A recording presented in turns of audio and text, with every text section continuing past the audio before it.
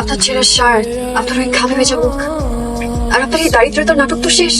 মির্জা আরসালান রিফাত আর কতক্ষণ অভিনয় করবেন? আমি আসলে কিছু সব জেনে গেছি আমি। আপনার ওই কোটি কোটি টাকার সাম্রাজ্য, আপনার বিলিয়নার বাবা, সব। বড় বড় ব্যবসায়ীরা এটাকেই কিন্তু অস্ত্র হিসেবে ব্যবহার করে। মানে আপনি বলতে চাচ্ছেন বড় লোকেরা? সব বড় লোকরাই খারাপ হয় না। আপনি কি ওই অঙ্কটা আমাকে শেখাতে পারবেন, কিভাবে মানুষকে ঠকিয়ে বড় হওয়া যায়? আমি আপনাকে ওই অঙ্কটা শেখাতে পারবো না শামা। ঠিক আছে।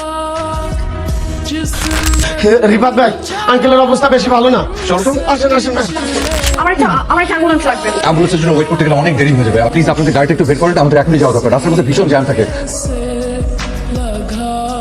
হ্যাঁ, আপনি কি ড্রাইভ করতে পারবেন? আপনাকে দেখে খুব নার্ভাস দেখাচ্ছে। আচ্ছা আমাকে দিন, আমি ড্রাইভ করছি। আসলে রিফাত ভাইয়া সময় মতো আসতে পেরেছেন বলেই কিন্তু এত বড় বিপদ কাটলো। আমার না বিশ্বাসই হচ্ছে না, রিফাত ভাইয়া তো পাওয়ার কোথায় পেল? আমার গাড়িও চালিয়ে নিয়ে আসলেন। মানুষের চেহারা দেখেই কি তার আসল পরিচয় বোঝা যায়? রিফাত হচ্ছে একটা লুকানো হীরার মতো, দেখছো না? তাই কোনো স্যান্ডেল নেই, খালি পা, শার্টের বোতাম ছেঁড়া। অনেক রাত হয়েছে, আপনার উপর অনেক ধকল গেছে, এবার আপনি বাসায় যান। কিন্তু আপনি একা? আমি সামনে নিব। আপনি আসলে আপনাকে একটা জিনিস দেওয়ার ছিল। আমার জন্য এনেছেন? এই জুতো জোড়ো আর চারটা নিয়ে এলাম। এটার কোনো প্রয়োজন ছিল না শামা। আমি জানি এটা কোনো প্রতিদান না, এটা কৃতজ্ঞতা। যে মানুষটা আমার বাবার বিপদে খালি পায়ে দৌড়াতে পারে, তাকে বিশ্বাস করা যায়।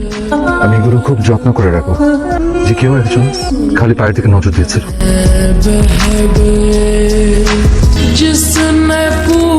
কিরে, তোর গাল দুটো এখন লাল হয়ে আছে কেন রে? তুই সত্যি প্রেম রেখে করবি? জানি, সত্যি করে বলতো, ওদের ভালোবেসে ফেলেছিস তাই না? তো এখান থেকে আমি খুব সাধারণ একটা ছেলে। তোমার মা তোমার জন্য যেমন রাজপুত্র খুঁজছে, আমি হয়তো তেমন না, কিন্তু আমি তোমাকে অসম্ভব পছন্দ করি। তুমি কি একবার আমার কথা ভেবে দেখবে? তুমি না আসলে গাধা দিবি। টাকা থাকলে কোটিপতি হওয়া যায় না, সুন্দর একটা মন লাগে, তোমার সেটা আছে। আর আমার ঠিক এমনটাই পছন্দ। তোমার সাহস তো বন্ধ না, তোমার লজ্জা করে না? তুমি সিম্পল মেসে থাকা একটা ছেলে, যার চাল চলার কোনো ঠিক নাই, সে এসেছে আমার মেয়ের সাথে প্রেম করতে। নিজের চেহারাটা কোনোদিন আয়না দেখেছো? আমি আজই আমার বাবার কাছে গিয়ে তোমার নামে কমপ্লেন করবো। যাদের কিনা বংশ পরিচয় নাই তাদেরকে ভাড়া দেয়।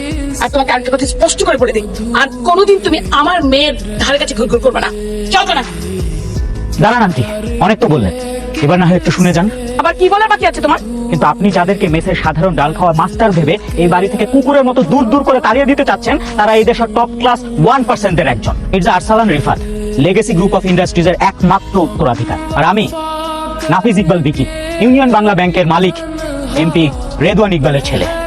শামা তো বড় লোকদের দুই চোখে দেখতে পারে না, যে কারণে রিফাত ছদ্মবেশে এই বাড়িতে মাস্টার সেজে আছে। নইলে ওর মতো ছেলে। শামা শামা শামা